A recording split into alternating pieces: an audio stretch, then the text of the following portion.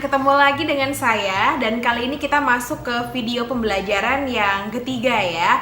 Untuk video kali ini agak panjang karena kita akan mempelajari dua topik sekaligus. Yang pertama adalah tentang teori keunggulan kompetitif ya teman-teman, teori yang dikeluarkan oleh David Ricardo. Kemudian yang kedua, kita akan bersama-sama untuk mengenal balance of payment dari negara ya, atau neraca pembayaran. Oke, langsung aja kita simak pembelajarannya sama-sama ya teman-teman. Iya, jadi kita mau bicara dulu tentang teori keunggulan komparatif ya teman-teman. Seperti yang sudah saya bahas pada pertemuan yang sebelumnya, jadi teori keunggulan komparatif itu digagas oleh David Ricardo, salah seorang ekonom abad 19 ya teman-teman, tentang pertukaran yang menguntungkan lah, pertukaran keunggulan antar satu negara dengan negara yang lain, intinya seperti itu. Jadi kalau misalnya satu negara itu punya kelebihan pada sesuatu industri tertentu, alangkah lebih baik kalau dia bisa mengambil keuntungan dengan cara bertukar keunggulan yang dia punya itu dengan negara lain, dan nanti dari negara lain dia mendapatkan imbal balik yang bisa menjadi keuntungan buat negaranya gitu ya. Nah, ini ada hitung-hitungan sederhana mengenai keunggulan komparatif teman-teman. Kalau kita lihat di sini sebenarnya ada di buku sih, di bukunya Salemba 4 di halaman, kalian bisa baca halaman 31 sampai dengan halaman 33. Ini saya cuma coba untuk jelaskan dan saya kasih latihan soal karena nanti akan keluar di kuis besar dan juga ujian akhir semester gitu ya. Oke, kalian bisa lihat ini adalah ilustrasi yang pertama. Yang A ini negara A, yang B ini adalah kondisi di negara B, di mana kedua negara ini masing-masing mempunyai industri makanan dan juga tekstil yang cukup baik ya, dengan unit bahan baku yang bisa diolah adalah 40 untuk negara A dan 40 untuk negara B. Ini posisi untuk industri makanan dan tekstilnya itu sama ya teman-teman. Kemudian output per unit input yang masuk, jadi satu unit makanan yang diolah itu bisa menghasilkan 5 pon makanan banyaknya untuk negara A, kemudian negara B 15 gitu. Sehingga menghasilkan total output tinggal dikalikan 40 dikali 5 menjadi 200 dan seterusnya ya, 200, 600 ini kan. Saya rasa kalian tahulah gimana caranya ya. Kemudian sehingga total konsumsi masyarakat di situ di negara A maupun negara B ini sama dengan total outputnya ya teman-teman. Nah, lantas bagaimana jika misalnya negara A maupun negara B ini melakukan perdagangan bebas, kemudian mereka mempertukarkan industri makanannya beberapa unit gitu ya, beberapa pon makanan untuk mendapatkan beberapa yard tekstil gitu ya. Bagaimana jika terjadi seperti itu? Maka akan saya ilustrasikan di ilustrasi yang kedua, teman-teman. Nah, ini dia ilustrasinya yang kedua. Jadi di ilustrasi ini, negara A dan negara B itu sudah melakukan pertukaran, gitu ya. Coba kita lihat posisinya di awal itu, negara A itu 40 untuk makanannya, sekarang negara A untuk makanannya itu 20. Jadi negara A itu mengalihkan input makanannya yang 20 itu ke tekstil gitu ya. Maka kalian bisa lihat di sini tekstilnya yang tadi awalnya 20 sekarang menjadi 40. Kemudian untuk negara B itu sebaliknya. Negara B juga sama. Dari makanan yang tadinya dia inputnya ada 40, kemudian sekarang menjadi 50. Jadi dia mengurangi tekstilnya dan menambahkan ke input makanannya. Oke, sehingga menjadi seperti ini untuk ilustrasi yang kedua ketika mereka sudah melakukan perubahan pada input makanan dan juga tekstilnya. Nah, kemudian kenapa mereka memutuskan untuk mengurangi input makanan untuk negara A ya, memutuskan untuk mengurangi input di industri makanannya dan menambah industri tekstilnya, sedangkan negara B itu memutuskan untuk menambah industri makanannya dan mengurangi industri tekstilnya. Kenapa ya? Karena mereka sudah melakukan penghitungan teman-teman terkait opportunity cost-nya dan mendapatkan bahwa negara A itu lebih efektif untuk memproduksi tekstil dibandingkan dengan makanan, dan untuk negara B itu lebih efisien untuk memproduksi makanan dibandingkan dengan tekstil. Oke, kita coba hitung satu-satu ya teman-teman. Nanti dari opportunity cost yang sudah kita hitung dari negara A maupun negara B, opportunity cost untuk industri makanan maupun tekstil, itu nanti kita bisa tahu biaya yang paling rendah tuh yang mana. Yang paling rendah itu berarti adalah yang relatif lebih efisien ya dibandingkan dengan industri yang biayanya lebih tinggi. Jadi nanti dibandingkan antara opportunity cost makanan negara A dengan opportunity cost negara B itu mana yang lebih rendah gitu ya. Sehingga kita bisa tahu lebih efektif di mana sih industri makanan, di negara A atau di negara B gitu. Oke, kita coba jabarkan satu-satu ya teman-teman. Untuk negara A, opportunity cost 1 yard tekstil itu sama dengan 5 pons makanan ya, dibagi dengan 3 yard tekstil, sehingga menjadi hasilnya 1,67 pon makanan. Oke, sedangkan untuk opportunity cost 1 pon makanan itu diketahui adalah 3 yard. Nggak usah ya yard. 3 yard dibagi 5 pon. Menjadi kebalikannya. 0,6 ya. Oke. 0,6 yard tekstil. Ini untuk negara A ya. Kita lihat yang negara B. Oke. Negara B ya. Opportunity cost-nya 1 yard tekstil berapa nih? Negara B itu dia punya 15 pon makanan, untuk 1 unitnya dia bisa produksi segitu. Jadi 15 dibagi dengan 4 menjadi 3,75 pon makanan. Oke. Kemudian opportunity cost untuk 1 pon makanan itu adalah 4 yard dibagi 15. Itu 0,26 ya teman-teman. Boleh dibuletin di 27 ya, karena di atas 0,5. Oke. Ya. Sudah kita ketahui negara A dan negara B. Jadi dari sini kita bisa tahu bahwa ternyata opportunity cost tekstil di negara A dibandingkan dengan negara B itu lebih rendah di negara A. Berarti negara A lebih efektif memproduksi tekstil gitu ya. Sedangkan negara B ini unggul di mana? Unggulnya di makanan. Kalian lihat opportunity cost untuk negara B 0,27, negara A itu 0,6 gitu ya. Negara B lebih efektif memproduksi makanan. Oke, jadi jelas ya kenapa negara A itu memfokuskan di tekstil, kenapa negara B lebih fokus di makanan. Karena mereka sudah tahu industri mana yang efektif untuk diproduksi gitu ya teman-teman. Nah, sekarang case-nya berkembang lagi teman-teman. Jadi kita anggap bahwa negara A dan negara B itu setuju ya untuk mempertukarkan produksinya gitu ya, industrinya saling bertukar keunggulan mereka masing-masing. Yang negara A itu unggul di tekstil, negara B unggul di makanan ya.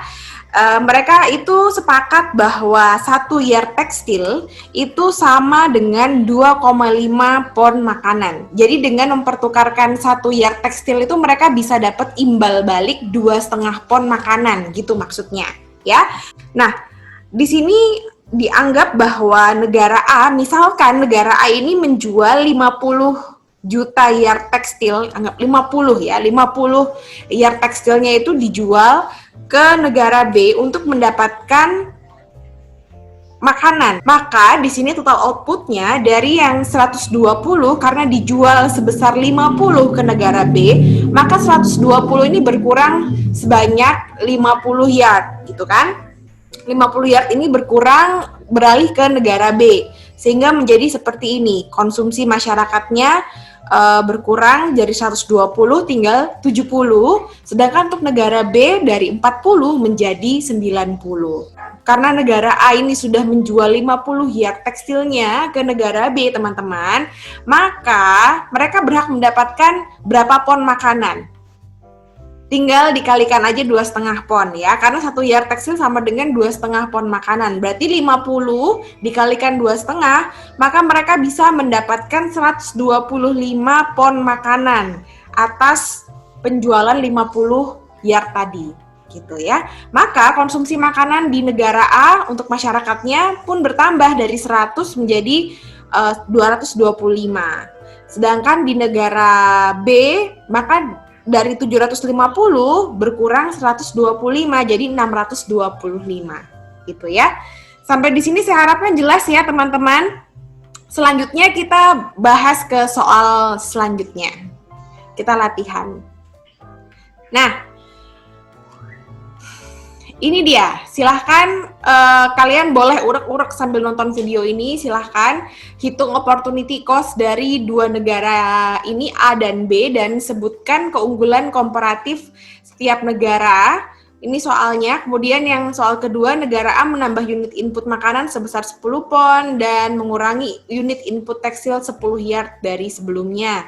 Sedangkan negara B menambah unit input tekstil sebesar 50 yard tekstil dan mengurangi unit input makanan 50 pon dari sebelumnya.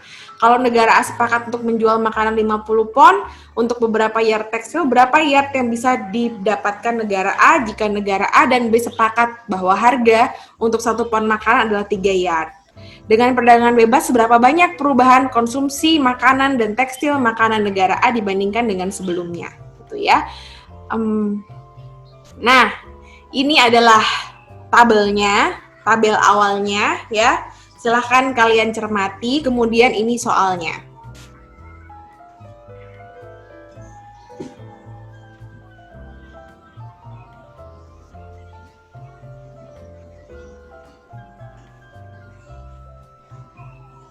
Oke, sudah dicermati? Kita coba bahas satu persatu ya teman-teman ya, untuk pemahaman yang lebih baik. Coba sekarang kalian hitung dulu opportunity cost dari dua negara ini dan sebutkan keunggulan komparatif dari setiap negara.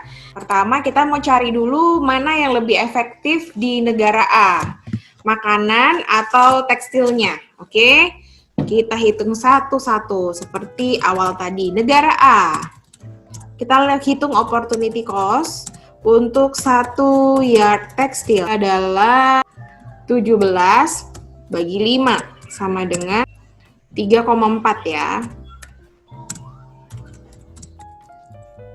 Untuk 1 pon makanan 0,29 ya. Yard tekstil. Oke, kita lihat di negara B. Udah pada benar? Pasti benar, gampang lah ini ya. Cost 1 yard tekstil.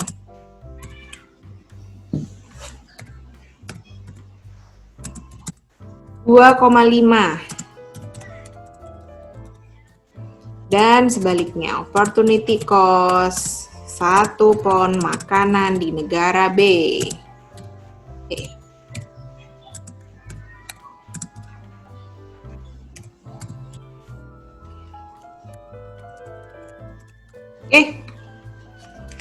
Begini, jadi bisa kalian lihat bahwa untuk opportunity cost tekstil negara A dibandingkan dengan negara B itu lebih kecil di negara B.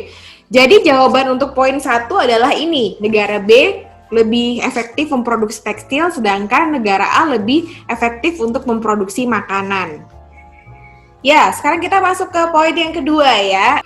Nah, ini kalau dari soal yang tadi, kalau dibentuk ke dalam tabel, jadinya seperti ini ya teman-teman. Untuk poin yang kedua itu kan soalnya bahwa negara A menambah unit input makanan sebesar 10 pon dan mengurangi unit input tekstil 10 yard dari sebelumnya gitu ya. Jadi negara A ini mengubah dari tabel yang pertama ini tadi. Nah, ini kan tabelnya yang pertama. Sekarang menjadi seperti ini karena tadi ada soal cerita yang kedua bahwa mereka melakukan penambahan pada unit makanan ya. Jadi unit tekstilnya dikurangi 10. Kemudian untuk negara B juga sama, hanya saja yang ditambah adalah tekstil karena mereka efektif untuk memproduksi tekstil ya. Setelah itu mereka menghasilkan total output sebesar ini. 1360 ini kan hasil dari perkalian 80 dikali 17 gitu ya, sehingga menjadi ini.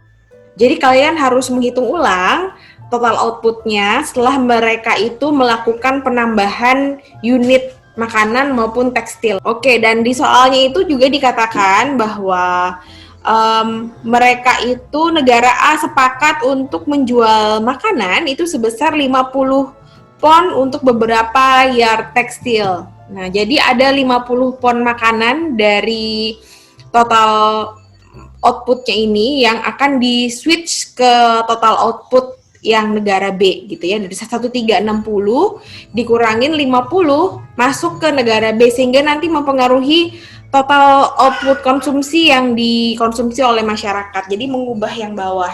Jadi yang di bawah bukan lagi 1360 karena sudah berkurang 50 poin ke negara B. Nah, karena negara A ini sudah menjual 50 pon makanan ke negara B, maka dia berhak untuk mendapatkan berapa yard tekstil. Sedangkan tadi diketahui di soalnya bahwa 1 pon makanan itu sama dengan 3 yard tekstil. Berarti kan tinggal 50 dikalikan dengan 3 yard sehingga menjadi 150 gitu ya teman-teman. Maka untuk pertukaran 50 pon makanan, negara B ini harus memberikan 150 yard tekstil kepada negara B. Maka konsumsinya menjadi seperti ini bentukannya, ya. 100 dari 50 menjadi 100 untuk negara B dikonsumsi makanan, sedangkan untuk tekstilnya itu dari 150 menjadi 300, ya. Karena dia berhak mendapatkan 150. Dari mana? 50 dikali 3 yard. Ya, yang sudah diketahui di soal tadi gitu. Oke, ini untuk menjawab yang soal nomor poin yang kedua ya teman-teman. Kemudian dengan perdagangan bebas, poin yang ketiga, berapa banyak perubahan konsumsi makanan dan tekstil masyarakat negara A dan B dibandingkan dengan sebelumnya. Nah, kalau ini kalian tinggal bandingkan saja konsumsi yang sekarang dengan tabel yang lama. Kalau tabel yang lama kan ini konsumsi masyarakat makanan 1490, tekstil 260 gitu ya. Kalau sekarang di 1410 untuk makanan, tekstil 310. Maka jawabannya menjadi dengan adanya perdagangan bebas, maka masyarakat tuh pola konsumsinya berubah teman-teman. Untuk konsumsi makanan turun 80 pon, untuk konsumsi tekstil naik menjadi 50 yard tekstil ya. Gampang kan ya? Oke, jadi ini untuk pembahasan perhitungan. Silahkan dipelajari lagi lebih lanjut. Semoga bisa dipahami dengan baik ya. Selanjutnya kita akan membahas tentang neraca pembayaran atau balance of payment dari negara. Balance of payment dari negara satu dengan yang lain pastinya ada perbedaan ya teman-teman. Apa sih sebenarnya yang bisa kita ketahui kalau kita melihat balance of payment dari suatu negara? Yang pertama, kita bisa melihat supply dan juga demand dari mata uang suatu negara.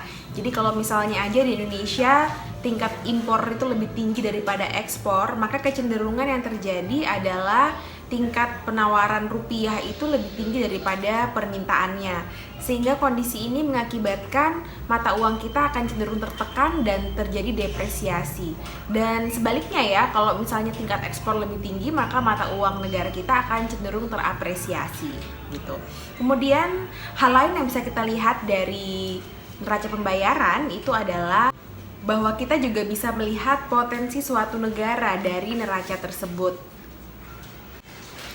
Karena suatu negara yang neracanya itu cenderung surplus itu akan lebih banyak untuk menggencarkan kegiatan impor ya daripada ekspor, menawarkan peluang kepada para pengusaha-pengusaha asing dan juga cenderung memaksakan kebijakan valuta asing. Selain itu, neraca pembayaran juga bisa digunakan untuk evaluasi kinerja suatu negara di dalam kegiatan perekonomian atau pertumbuhan perekonomian yang bisa dilihat dari neraca tersebut. Misalnya suatu negara itu neracanya menunjukkan ke arah yang lebih ke defisit ya, maka bisa jadi itu berarti negara tersebut kurang mengalami pertumbuhan yang baik dalam perekonomiannya. Kurang baiknya bisa jadi karena negara tersebut masih dalam proses pembangunan infrastruktur. Itu bisa saja terjadi. Jadi setelah pembangunan infrastrukturnya itu selesai, neracanya akan kembali menjadi surplus lagi. Neraca pembayaran atau balance of payment itu teman-teman terdiri dari 3 unsur utama. Yang pertama itu kalian bisa lihat di sini ada neraca transaksi berjalan, kemudian neraca modal dan juga cadangan devisa negara ya. Ini yang saya tampilkan di layar adalah balance of payment dari Amerika Serikat di tahun 2009. Kalian bisa cek di buku Salemba halaman 76. Jadi ada beberapa hal di situ yang harus kalian benahi ya teman-teman, karena ini ada yang salah hitung nih dia. Di neraca transaksi berjalan itu di total ekspornya itu salah.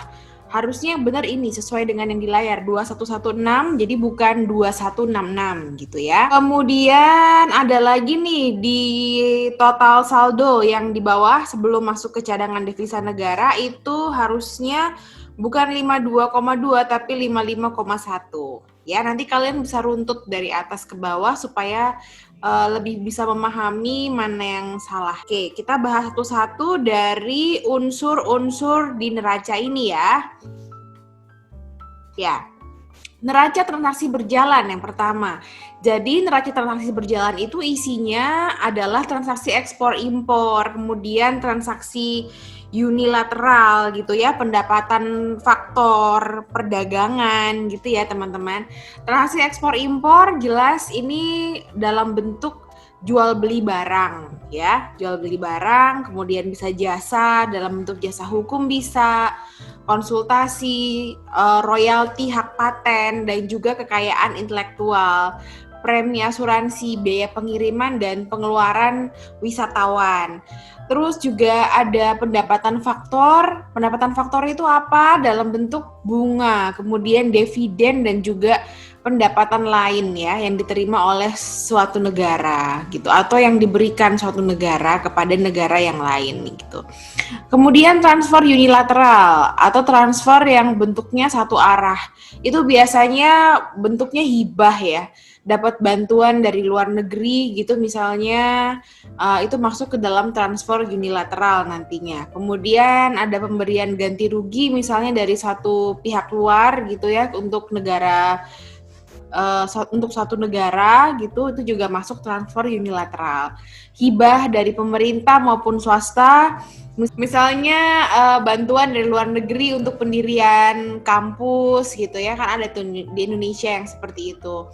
Kemudian hadiah. Nah, yang kedua adalah neraca modal, teman-teman. Neraca modal itu apa isinya? Neraca modal itu isinya adalah investasi asing langsung atau foreign direct investment ya.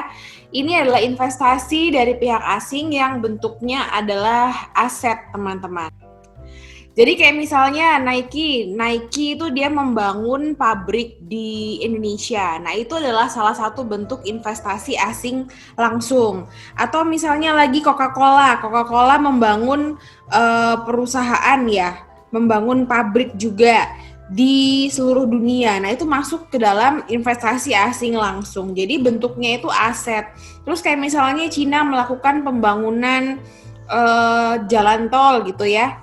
Dia sebagai pihak swasta yang membangun jalan tol itu juga masuk ke dalam foreign direct investment gitu. Pada tahun 2009, investasi langsung Amerika Serikat di luar negeri itu adalah sebesar 221 miliar dolar. Sedangkan investasi langsung di Amerika Serikat sendiri, jadi dari negara luar, negara lain yang invest ke Amerika itu besarnya adalah 152,1 miliar dolar. Nah, negara-negara yang melakukan investasi asing langsung ini tentunya memungkinkan untuk terjadinya resiko valuta asing dan juga politik ya teman-teman. Dalam artian di sini adalah hasil yang diharapkan oleh suatu negara dari proyek luar negerinya itu bisa lebih tinggi dari proyek dalam negeri karena tarif upah dan juga biaya bahan baku yang bisa jadi lebih rendah di negara yang lain gitu ya.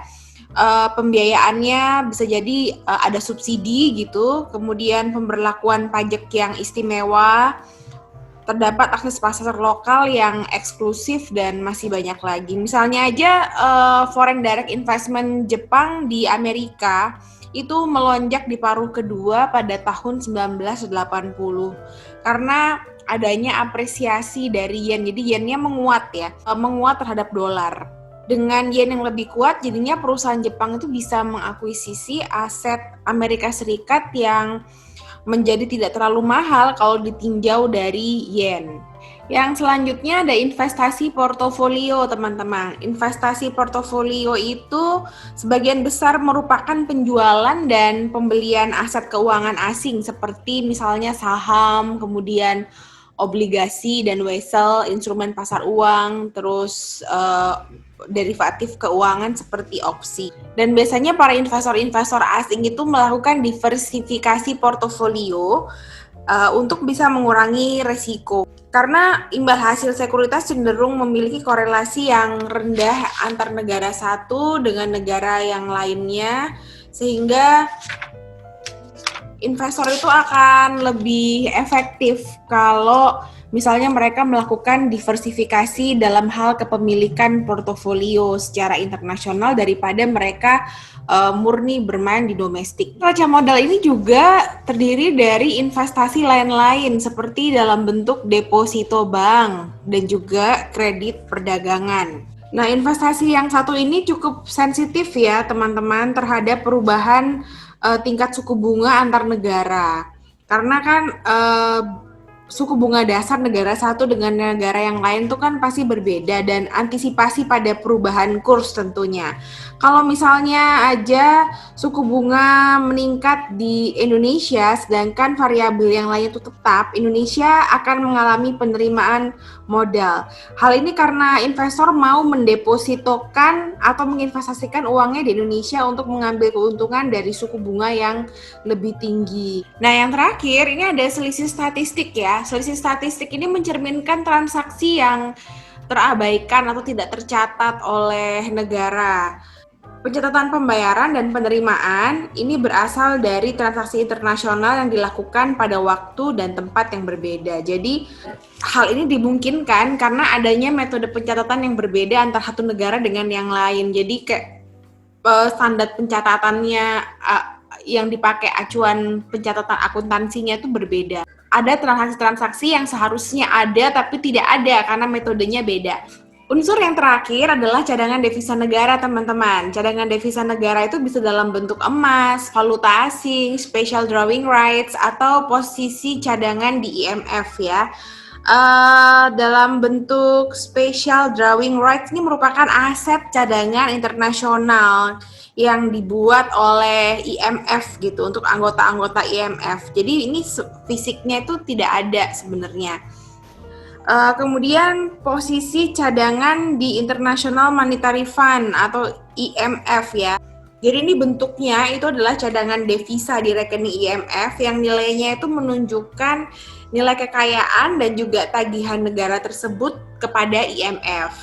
Jadi teman-teman, ketika suatu negara itu harus melakukan pembayaran bersih kepada negara lain karena neracanya itu defisit, maka bank sentral negara, kalau di negara kita itu kan berarti Bank Indonesia ya, itu harus mengeluarkan aset cadangan resminya dalam bentuk emas, kemudian valuta asing ataupun special drawing rights, ataupun meminjam dari bank sentral asing yang lain gitu ya.